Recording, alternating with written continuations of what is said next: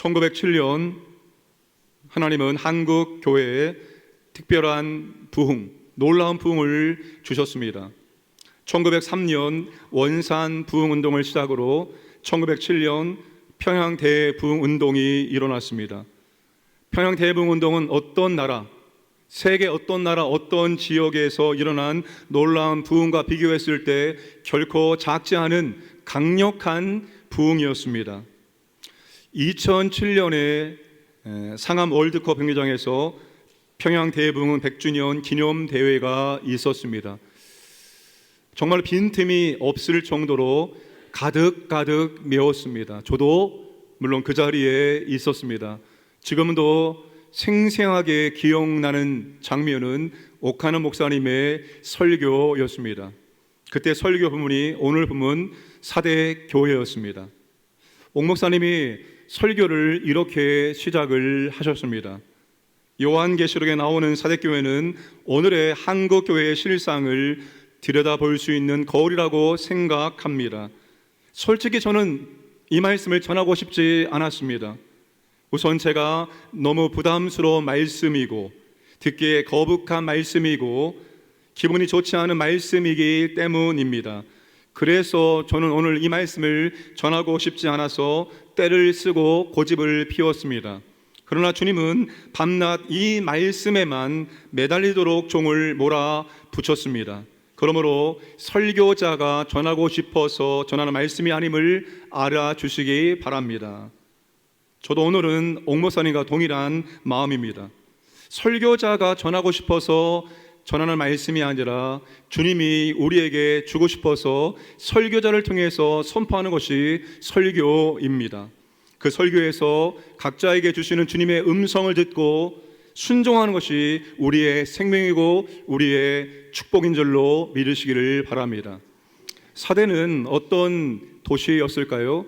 사대는 주전 700년대 소아시아에서 가장 부유하고 강력한 힘을 가졌던 리디아 왕국의 수도였습니다. 그때의 왕이 기게스 왕이었는데 구약 성경은 그를 곡왕이라고 부르기도 합니다. 사대는 앞에 팍톨루스라는 강이 흐르고 있었고 뒤에는 투물루스라는 산이 자리를 잡고 있었습니다. 강과 산 사이 산기슭에 자리를 잡고 있는 사대는 지정학적으로 난공불락의 요새였습니다.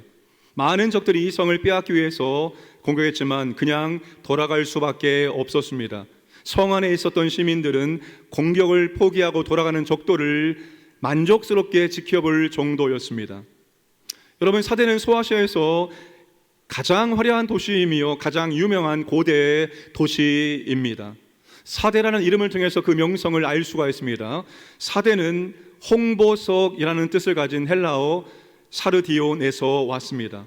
사르디온은 사대에서 나오는 보석이라는 뜻입니다. 당대의 사람들이 사대라는 이름을 들었을 때 자연스럽게 그들은 보석을 떠올렸을 것입니다.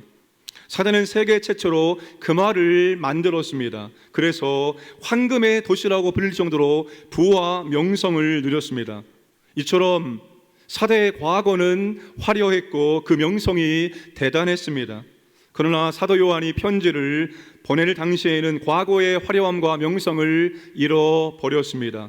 이제는 로마 황제에게 잘 보이기 위해서 온갖 노력을, 온갖 아부를 다 하고 있습니다. 로마에 충성하기 위해서 아우구스토 황제의 모습을 담은 주화를 만들고 그 주화에 가이사의 사대라고 적어놓기도 하였습니다. 뿐만 아니라 주후 26년에는 가이사를 위하여 신전을 건축하는 영예를 달라고 로마 당국에 간청하기도 하였습니다. 이처럼 사대는 그 명성과 화려함이 과거에 묻혀버린 죽은 도시가 되어버렸습니다. 오늘 주님께서 사대교회에 뭐라고 그들의 영적인 실상을 알려주고 계실까요? 3장 1절 말씀 보시면 사대교회 사자에게 편지하라. 하나님의 7영과 7뼈를 가지신 이가 이르시되 내가 내 행위를 아노니 내가 살았다 하는 이름은 가졌으나 죽은 자로다. 주님은 사대교회가 살았다 하는 이름은 가졌으나 실상은 죽은 자라고 말씀하십니다. 유명한 이름뿐이지 그 교회는 죽은 교회라고 평가하십니다. 사대교회 영적 실상이 사대도시와 똑같다는 것입니다.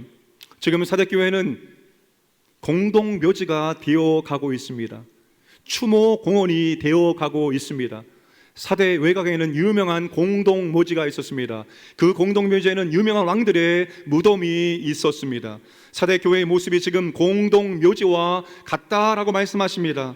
영적으로 살아있는 사람들이 보이지 않고 죽은 사람들만 가득하다는 것입니다. 사대교회는 죽은 교회로서 영적인 생명력을 상실했다는 것입니다. 교회를 통해서 더 이상 주님의 은혜와 주님의 생명이 나타나고 있지 않다는 것입니다.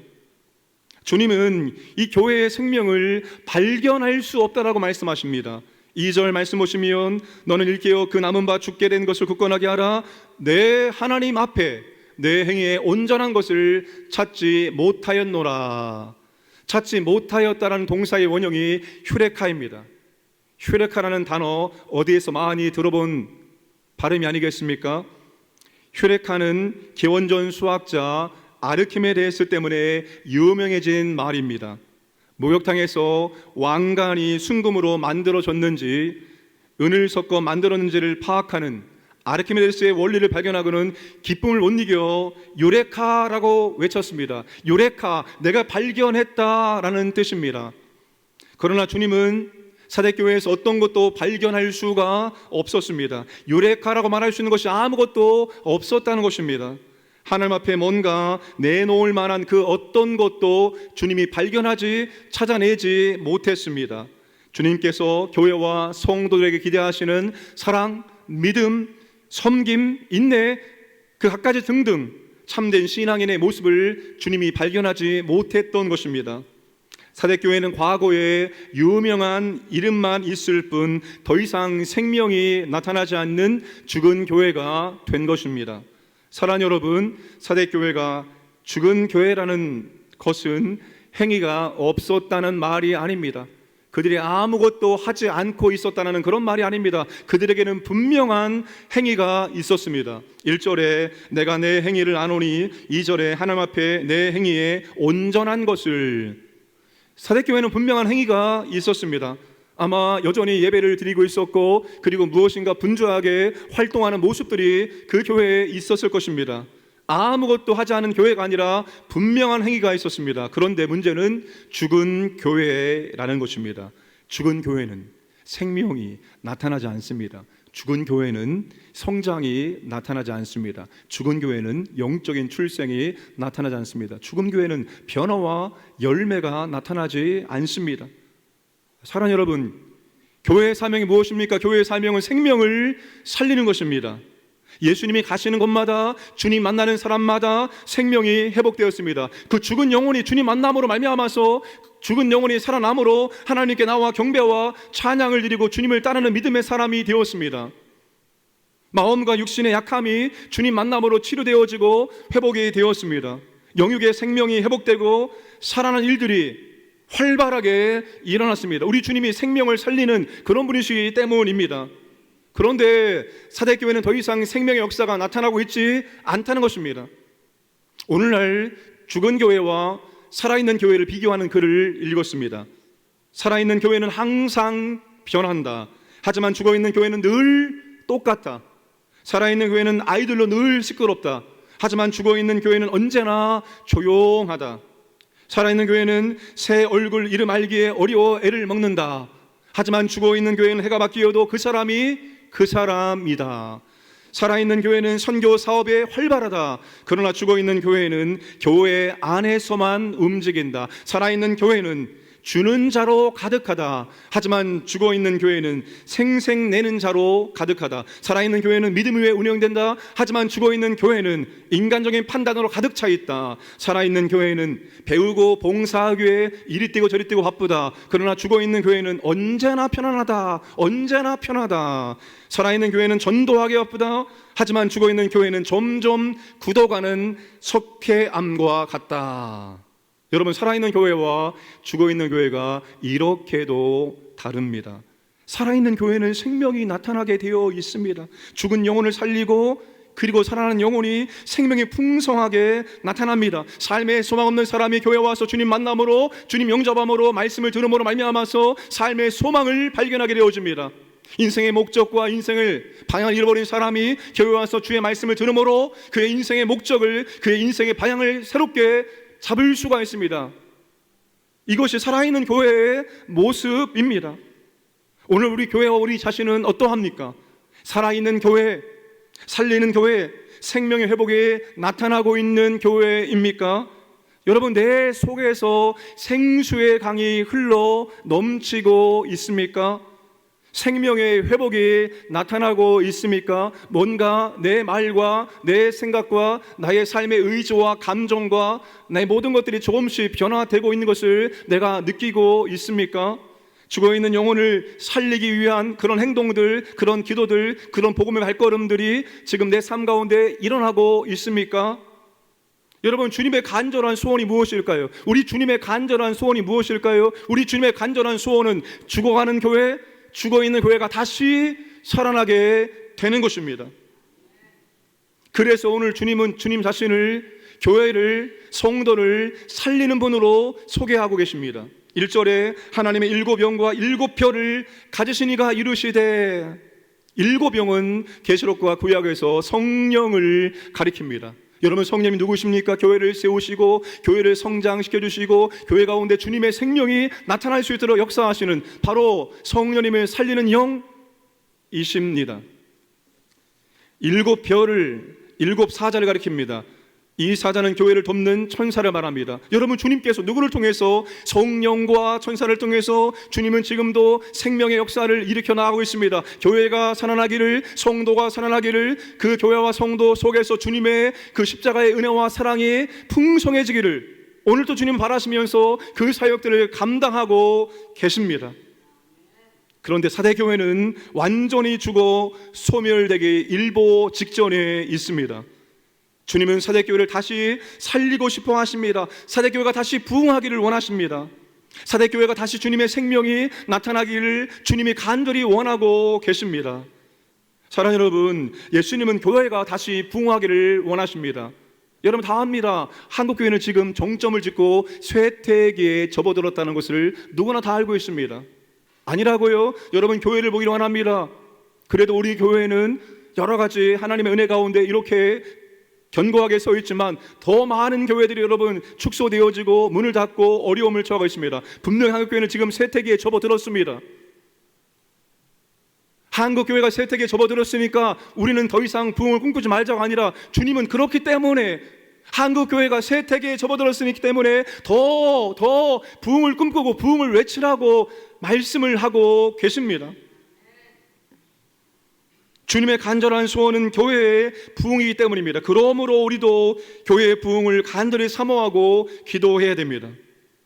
교회의 부흥은 숫자적으로 성장하는 것도 부흥이겠지만, 정말 교회의 부흥은 여러분, 우리의 삶을 통해서, 우리의 믿음을 통해서, 교회를 통해서 그리스도의 생명이 풍성하게 나타나는 것이 진정한 부흥입니다. 하나님의 임재와 능력과 역사가 나를 통해서 나타나는 것이 진정한 부흥입니다. 우리는 이와 같이 교회의 부흥을 꿈꾸고 열망하고 기도해야 합니다. 조나단 에드워즈는 부흥은 하나님의 주권적인 선물이라고 말했습니다. 하나님의 주권적인 선물입니다. 우리가 구하면 그 공식에 따라서 주님께서 주시는 것이 아니라 하나님 마음입니다. 주권적인 하나님의 선물이기 때문입니다. 그러나 아무 곳에나 임하는 것이 아니라 반드시 하나님은 사모하는 곳에 하나님의 부흥을 주신다는 것입니다. 그러므로 하나님 앞에 은혜를 달라고, 부흥을 달라고, 성령님의 부으심을 우리 가운데 달라고 우리는 끊임없이 기도하고 구해야 하는 것입니다. 자, 이 사대교회가 왜 죽은 교회가 되었을까요? 죽은 교회가 된 이유가 무엇일까요? 과거에 하려 했던 교회가 어떻게 죽은 교회가 될 수 있었을까요? 교회를 죽게 만든 원인이 무엇일까요? 사대는 모두 5번 정복이 되었습니다. 그런데 2번의 정복이 똑같은 이유로 정복을 당했습니다. 한 번은 주전 546년 고레스 왕에 의해서 정복을 당했습니다. 또 한 번은 주전 214년 안티오코스 3세에 의해서 정복을 당했습니다. 여러분, 사대는 지정학적으로 난공몰락의 요새였습니다. 가파른 절벽 가운데 그렇게 성이 있었습니다. 그래서 파수꾼들이 방심합니다. 절대로 이 가파른 언덕을 올라오지 못할 거야. 그런데 예상 깨고 그들이 방심한 틈을 타서 적군들이 가파른 성벽을 거슬러 올라와서 성문을 열어 놓음으로 말미암아서 그들은 멸망을 당하게 되었습니다. 사대 교회가 죽은 교회가 된 것은 사대가 2번 멸망을 당한 이유와 같습니다. 파수꾼들이 방심했기 때문입니다. 파수꾼들이 깨어있지 않았기 때문입니다. 사대교회가 깨어있지 않았기 때문에 그들도 알지 못하는 사이에 서서히 죽은 교회로 변하게 된 것입니다. 그래서 주님은 깨어있으라 라고 명령을 하십니다. 2절과 3절 보시면 너는 일깨요. 만일 일깨지 아니하면, 예수님은 종말에 대한 가르침에서 제자들에게 신신당부했던 것이 무엇입니까? 깨어있으라, 깨어있으라, 깨어있으라. 여러분, 주님께서 종말을 살아가는 제자들에게 말씀을 하셨습니다. 제자들은 언제든지 마지막 날이 될 수 있다는 것을 생각하고 깨어 있어야 했습니다. 그런데 사대교회가 깨어있는 일에 실패함으로 그 교회는 서서히 죽어가는 교회가 된 것입니다. 그들이 처음부터 죽은 교회가 된 것이 아니었습니다. 그들이 명성을 떨칠 때가 있었습니다. 화려할 때가 있었습니다. 참으로 자랑할 만할 때가 있었습니다. 그러나 사대교회는 서서히 죽어가고 있었고 마침내 죽은 교회가 되었습니다. 바로 깨어있지 않았기 때문입니다. 여러분, 깨어있는 것이 이만큼 중요합니다. 깨어있지 못하면 누구도 신앙을 건강하게 생명력 있게 유지할 수가 없다는 것입니다. 이제 주님은 사대교회가 다시 살아날 수 있는 방법을 알려주십니다. 사대교회 부정적인 평가는 교회가 죽은 자와 같다는 것입니다. 그러나 긍정적인 평가는 소수이긴 하지만 아직 살아있는 사람들이, 살아있는 이름들이 있다는 것입니다. 4절 말씀을 함께 읽겠습니다. 그러나 사대에 그 옷을 더럽히지 아니한 자 몇 명이 내게 있어 흰 옷을 입고 나와 함께 다니니 그들은 합당한 자인 영고라. 사대교회의 희망은 아직 몇 명이 살아남아 있다는 것입니다. 소수의 깨끗한 사람들, 소수의 깨어있는 사람들, 그리고 거룩하고 정결한 믿음과 삶을 유지하고 있는 그 소수의 사람들이 아직 그 교회에 남아 있다는 것입니다. 이들 남은 성도들이 바로 교회를 다시 살릴 수 있는 불씨입니다. 여러분, 작은 불씨가 있으면 얼마든지 큰 불을 다시 일으켜 낼 수가 있습니다. 시골에서 여러분, 아궁이에 불을 뗍니다. 장작을 넣습니다. 활활 타오릅니다. 그리고 이제 장작이 다 타면 붉은 숯이 남습니다. 그런 다음에 점점 붉은 숯이 검정색으로 변화되어집니다. 검정색으로 변화되었지만 바람을 일으키면 그 검정색 속에 이 불이 남아 있습니다. 그리고 그 불씨를 계속 바람을 지피면 불이 타올라서 다시 장작을 넣어서 불을 일으켜 세울 수가 있습니다. 여러분, 살아남아 있는 작은 성도가 바로 불씨이고 그 불씨를 통해서 그 교회가 다시 뜨겁게 살아오를 수 있다는 것입니다. 여러분, 소돔과 고모라가 몇 명이 없어서 멸망을 당하게 되었습니까? 50명, 100명, 1000명, 10,000명? 아니죠. 여러분, 10명의 의인이 없어서 그 소돔과 고모라가 멸망하게 되었다는 것입니다. 그러니까 깨어있는 성도, 살아있는 몇 명의 성도가 얼마나 중요한지 성경 우리에게 말씀하고 있습니다. 레위기 26장 8절 말씀. 또 너희 5이 100을 쫓고 너희 100이 만을 쫓으리니. 여호수아 23장 10절 말씀. 너희 중 한 사람이 1000명을 쫓으리니. 여러분, 깨어있는 그 소수의 성도들이 이렇게도 중요하다는 사실입니다. 나 한 사람이라고 여러분 생각하지 마시기 바랍니다. 나 한 사람 한다고, 나 한 사람이 한다고 뭐가 변화되겠는가, 뭐가 되겠는가라고 생각하지 마시고, 나 한 사람이 1000명이고 나 한 사람이 여러분 10,000명임을 기억을 하시기를 바랍니다. 깨어있는 소수의 성도들이 교회를 다시 부흥시키는 원동력입니다. 남아있는 성도들이 부흥의 불씨입니다. 여러분, 하나님께서 2000년 기독교 역사 가운데 놀라운 부흥을 일으켜 주셨습니다. 그 놀라운 부흥을 연구하면 그 놀라운 부흥들은 한 개인의 부흥에서 시작이 되었다는 것입니다. 수천 명, 수백 명이 모여서 하나님께 기도하고 부흥을 구하면서 하나님의 놀라운 부흥이 임한 것이 아니라 한 사람, 그 깨어있는 한 사람의 영적인 각성과 그 회개를 통해서 놀라운 부흥이 임하게 되었다는 것입니다. 평양 대부흥운동, 로버트 하디 선교사가 자신의 교만함을 정심으로 회개했을 때 원산 부흥운동이 일어나고 원산 부흥운동이 도화선되어서 평양 대부흥운동이 일어나게 되었습니다. 여러분, 살아있는 소수의 성도들이 영적 파수꾼이 되어서 잠자고 있는 성도들, 그리고 죽어가고 있는 성도들을 흔들어 깨워야 합니다. 교회와 성도들의 영적 상태를 제대로 볼 수 있도록 도와주어야 한다는 것입니다. 이대로 가면 우리는 완전히 소멸합니다.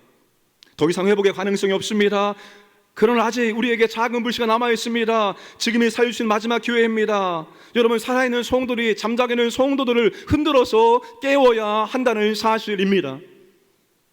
나 혼자만 잘하지 마시고, 나 혼자만 예배드리고, 나 혼자만 기도하고, 나 혼자만 배우고, 나 혼자만 섬기는 것이 아니라 여러분, 잠자고 있는 성도를 흔들어 깨워서 함께 예배와 기도와 말씀의 자리에 나와서 함께 우리가 교회의 부흥에 동참할 수 있기를 주님의 이름으로 축복합니다. 어떻게 하는 것이 깨우는 것이고 어떻게 하는 것이 깨어있는 것일까요? 3절 말씀 보시면, 그러므로 내가 어떻게 받았으며 어떻게 들었는지 생각하고 지켜 회개하라. 주님이 세 가지를 명령합니다. 생각하라, 기억하라입니다. 지켜라, 그리고 회개하라입니다.